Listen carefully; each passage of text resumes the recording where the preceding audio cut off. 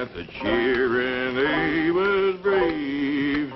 'Twas a dirty little coward that shot Mr. Howard, and they laid Jesse James in his grave. 'Twas a Saturday... Jethro and me's awfully worried about Granny. What's she doing? Nothing. Just sitting in the kitchen, rocking and staring at the wall. She won't talk to nobody nor say hi to her. Yeah, I noticed Granny kind of drooping this morning. I reckon she misses Pearl. But them two was always scrapping. I reckon that's what she misses. You know, Granny's a lot like that band of yours, Ellie. She loves a scrap. That's the truth. Used to pleasure her considerable to throw Aunt Pearl out of her kitchen. Yeah, Granny don't want no one cooking in there except her. Jethro, I think you just come up with an idea. I did. What was it? Ellie will go out there and act like she's going to fix up a mess of victuals. That'll get Granny's hackles up. You take care of her for me, Jethro. Now, Ellie Mae, I know it's against your nature, and I know how much you love your Granny. But for her own sake, I want you to try to be real spiteful. Try to get her riled up. Do it, Paul. Hey, Uncle Jed, can I go too? After all, it was my idea. Wasn't it? Yeah, Jethro. And take that bandy along with you. Ain't nothing riles Granny more than chickens in the kitchen.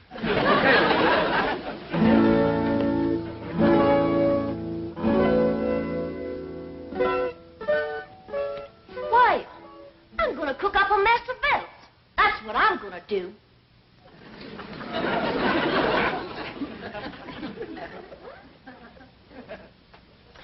I'm gonna get out every pot and pan in this here kitchen, and I'm gonna whop up the doggonedest meal anybody ever tasted.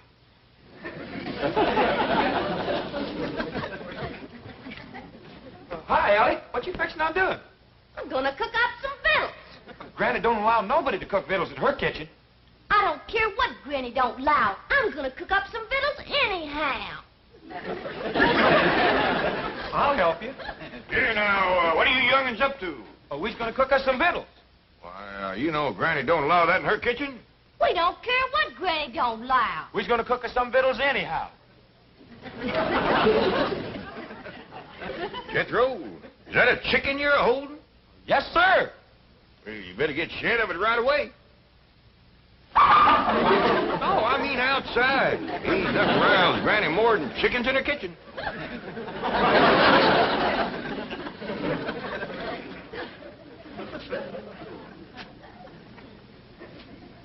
This is worse than I thought. Don't nothing rile her up. We gotta try harder. Ellie Mae, what you figuring on cooking? Grits. Grits? Why, your Granny just cooked a mess of grits last night. I know, Paul, but them was the worst mess of grits anybody ever cooked. Well, heck, I ate 4 great big heapfuls. Ellie Mae Clampett, what a spiteful, riling thing to say about your Granny's cooking. Child is right, kid. I can't do nothing no more. I ain't worth the powder to blow me up with. Granny, I didn't mean it. Paul made me say it. Them was the best grits ever. They sure was, Granny. Like I was gonna tell you. I ate 4 great big bowls. But Uncle Jed, he wouldn't let me tell you. And he made me throw that chicken on you, too. I don't blame Jed for wanting to get rid of me. I'm just a useless old woman. I ain't good for nothing or nobody. My time has come. Now, Granny, hold on there.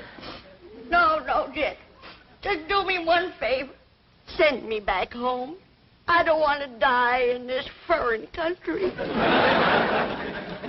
Now, hush that kind of talk. Paul, you ain't gonna let Granny... Don't try to shield me from him, young'uns. Just make it quick and merciful, Jed. Poleaxe me. Well, I sure made a mess of that. Come on, maybe we can think of something if we go outside and put our 2 chicken brains together. Oh, come on, Uncle Jed.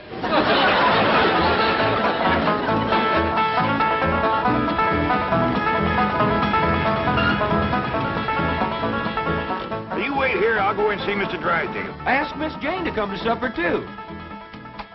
Mr. Drysdale, look who's here. I don't want to be no bother. Well, it's always a pleasure to see you, Mr. Clampett. Sit down, sit down. Thank you. Well, now, what can I do for you? Well, I got a little problem. You know, your problems are my problems. What's troubling my favorite depositor? Well, You, Mr. Clampett, you. Oh, well, you see, it's Granny. That poor little old woman is feeling lower than a fat frog in a dry well. Well, now, we must do something to cheer her up. Indeed, we must. You see, back home, we just have a bunch of neighbors in and have us a do. Ain't nothing pleasures Granny more than doing for folks. Doing?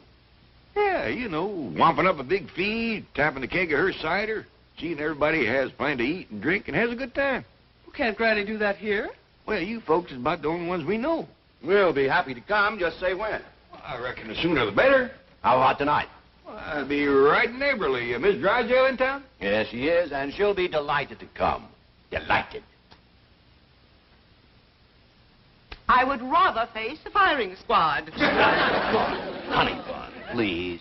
I cannot picture myself with my fine old Boston background sitting down to dine with those prehistoric hillbillies.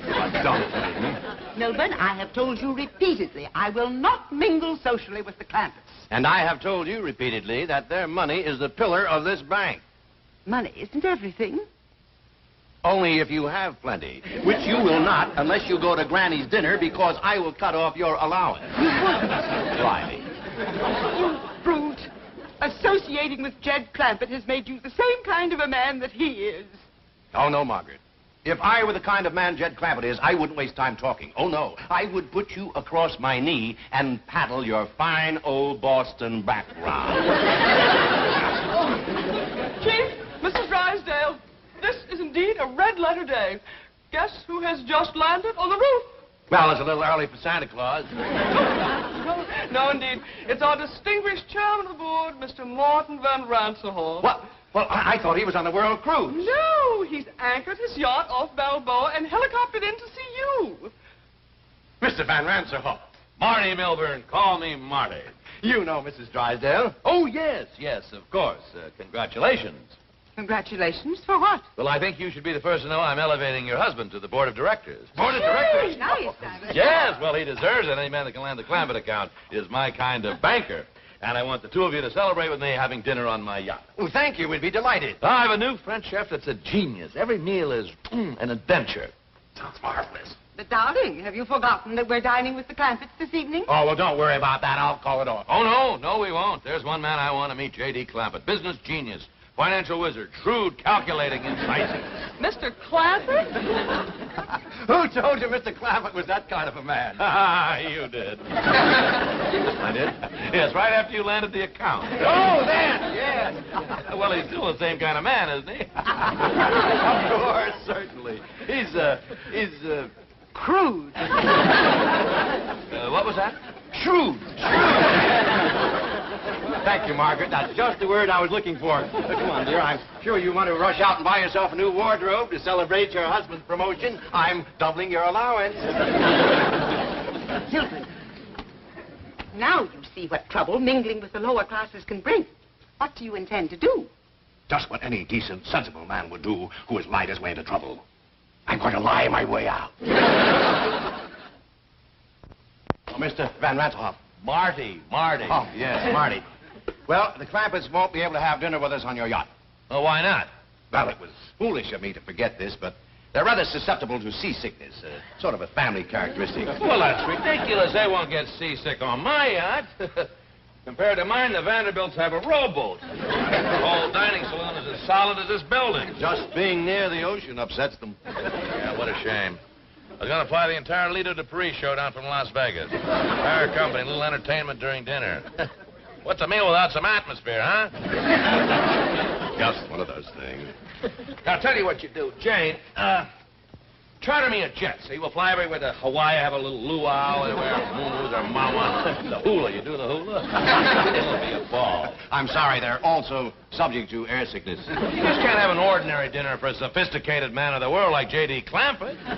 Sophisticated man of the world? That's what Milburn says. Bon vivant, international financier. Those were your exact words. They were? Oh, they were, yeah. I'll tell you what, I haven't done this in years. Jane, charter a train, see, and I'll get the galley crew and the chef. We'll have an orchestra in the club car. Dinner on the train and dessert in San Francisco. Should be $1 million less. Last time I did this was between Paris and San Moritz. Had everybody dressed as Swiss yodel. Oh! St. Bernard dogs running with kegs of brandy under the neck. Wow, wow, wow! I tell you, the Duke and Duchess, it really was embarrassing. What's the matter? They get train sick, too. How do these people travel? In space capsules?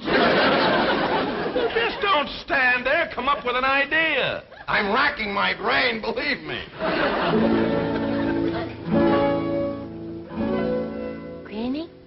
Granny, look-a here. I learned Earl a new trick. He's a dead rooster. Dog. Just put his bows in a pine box and send us home for burying. He ain't really dead. He's just playing. Look at this. See? He's alive. More than I can say for me.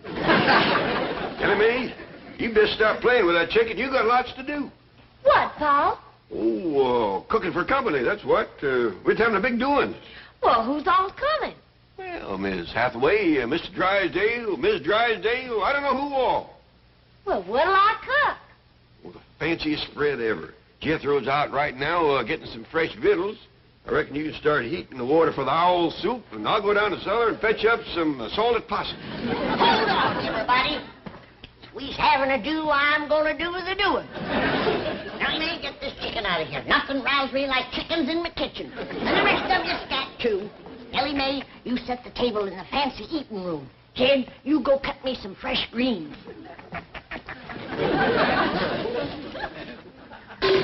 Oh, we're going to have a doing for the folks next door. I'll bake 'em up a possum and plenty victuals more. We'll have a keg of cider and a little Mountain Dew, and we'll all have ourselves up hullabaloo.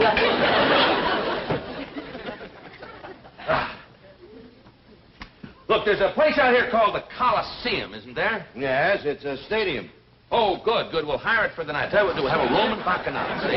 All the guests will wear togas. They'll have laurel wreaths in their hair.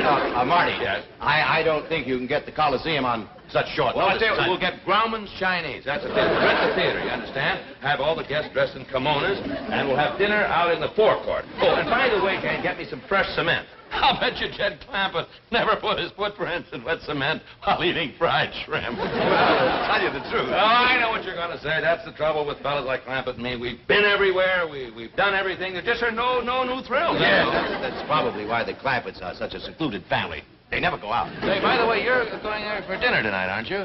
Well, yes, but... Jane, call them and ask if I could impose on their hospitality. I just got to meet the No, don't call. Well, why not? Well, they don't like to talk on the telephone. Now, I'll go up there in person and speak to them on your behalf. Oh, good boy, good boy. Look, just in case, I better get a date for tonight. Get me Liz Taylor on the telephone. I believe she's in Europe. Judge Gabor. Paula Bridgerton married. Susan Hayward married. Jane Mansfield married. Jane Hathaway. Single. Who is she? Yours truly. Yeah, Shirley MacLaine married. Mr. Van Ranserhoff, I think I should tell you that I already have an invitation to the Clampetts for dinner tonight. We are very good friends. Very close. Really? Listen. Oh, would you mind turning around?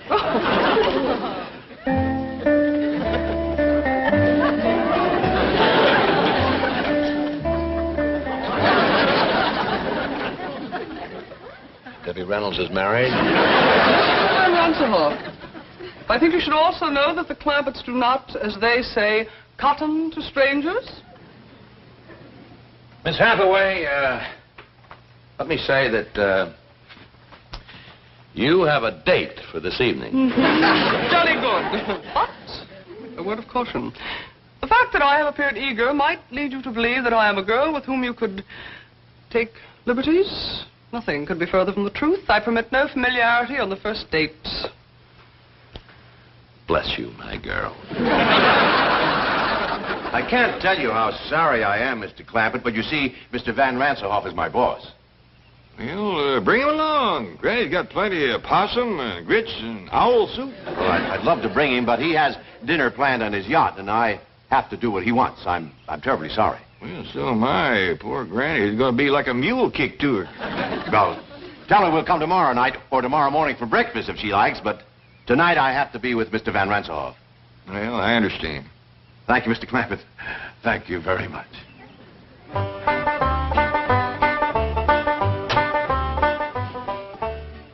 Better not bring these in to Granny just yet. When she hears the news, she's liable to commence flinging them. Give him a line, kid. Just heard the news. Simmer down, Granny. You can't catch Mr. Drysdale. He done gone.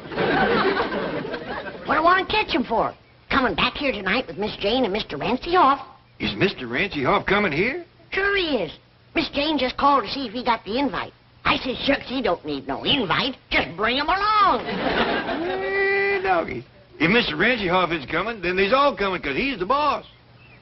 Oh, we're gonna have a doing for the folks next door. Jane and Mr. Ranselhoff in that base floor. Take a cider and a little Mountain Dew, and we'll all have ourselves a hullabaloo.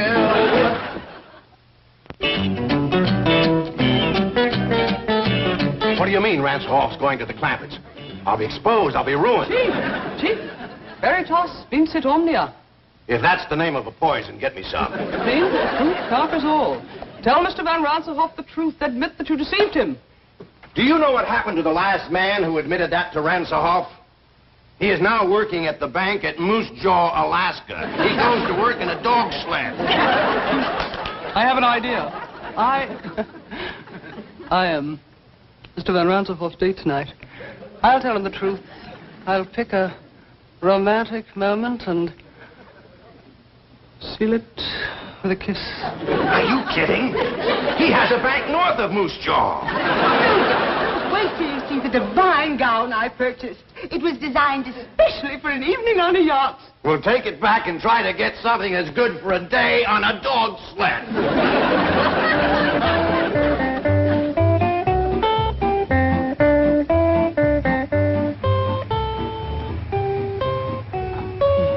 Say, what a place, huh? A veritable palace. I hope this isn't one of those dull, stuffy, formal parties, you know. Last week I went to one at Buckingham Palace with the liveried servants and the protocol. Not a laugh all evening. Well, I doubt very much it will be formal. On the contrary, Oh, don't tell me. I love surprises. Elsa Maxwell gave me a surprise party last month at the Waldorf Astoria. Converted the main ballroom into Sahara Desert. Sand dunes and camels, real camels. Everybody came as chic. She came as a belly dancer, and I was Lawrence of Arabia. Oh, what a laugh.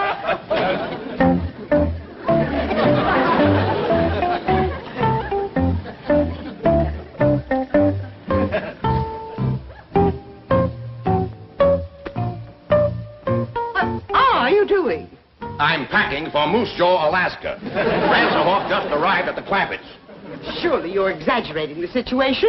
Margaret, one look at those hillbillies and I'm an Eskimo. Lady Clampett, may I present Mr. Martin von Ranselhoff? How do you do? Hey, they just call me Jed, and this here's Granny. Pleasure to know. How do you do? This is fabulous. No, this is Ellie. My daughter, Ellie Mae. Howdy there. Say, I got a rooster that plays dead. You want to see him? All right, Mae, let's wait till later to show off your critters. This fine young fella here is my nephew, Jethro. Howdy, Mr. Ranselhoff. He's my cousin Pearl's boy. We're right proud of Jethro. He's going to graduate from the 5th grade this year. Congratulations, young man. Well, thank you. Well, let's all go sit in the parlor while Granny pulls the bung on a keg of cider. Jane, this is marvelous, simply marvelous, and what a surprise. Who would think that a stuffy millionaire like Clampett would come up with a hillbilly party? The man is a genius, and those accents, they must have been practicing for weeks. Longer than that. Yes, when do they start the hoedown or the square dance or whatever they're going to do? Oh, excuse me, Mr. Ranselhoff. Marty. Well, come on, Marty. Once Granny pulls the bung on that cider, it evaporates awful fast. Look, we'd like to get in the spirit of the party. Have you got any more clothes like the one that you're wearing? Sure. Ellie Mae, Jethro. Take these folks upstairs and get us some party clothes. Out the way. Jane. Here I am. You look like something out of Tobacco Road. Well, you're not exactly Adolphe Manjou yourself. You know, I can't get over an important millionaire like Clampett going to all this trouble to surprise me with a hillbilly party. He's a wonderful man. He's the greatest. He's a millionaire's millionaire. I'll always be grateful to Drysdale. By the way, why aren't the Drysdales here? Well, that's rather a long story, Mr. Van Ransenhoff. Call me Marty the way Clampett does. That kills me. Well, Marty. Mr. Drysdale thinks you're going to transfer him to your bank in Moose Jaw, Alaska. Moose Jaw, Alaska?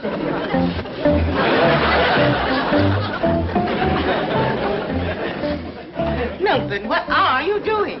I'm trying to figure out if I can convert these into snowshoes. I've had enough of this ridiculous nonsense. Are we going to dinner or not? No, that depends. Mr. Van Ransenhoff spoke so highly of his French chef. I'm simply dying for a Chateaubriand. How would you feel about a nice big dish of flaming blubber? I hear square dance music. What does that mean? It probably means that Ranselhoff has left. He's on his way over here, and we're on our way to Moose Jaw.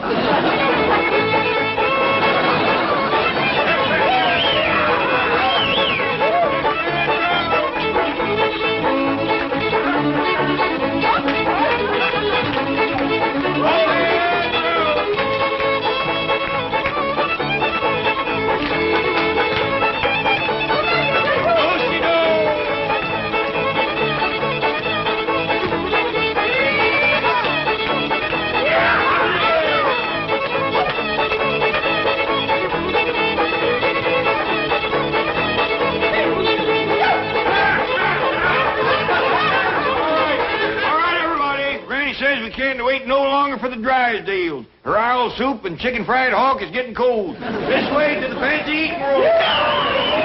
Owl soup and chicken fried hawk. What a sense of humor. Drysdale missing the party of the year. A do-see-do.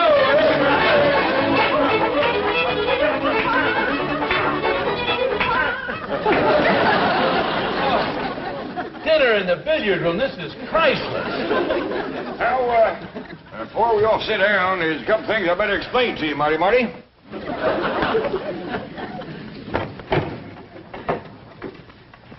Now, these sticks with the notches in them is the pot passers. And these pointy ones here is the meat stabbers. Is just dandy for stabbing stuffed crow. Wish Elsa Maxwell and Pearl Mesta could be here. Partial to stuffed crow, is they? Well, come on, sit down, everybody. First we'll have Grace, and after that, Ellie Mae will pass out the deviled buzzard eggs. He is just fine with baked possum.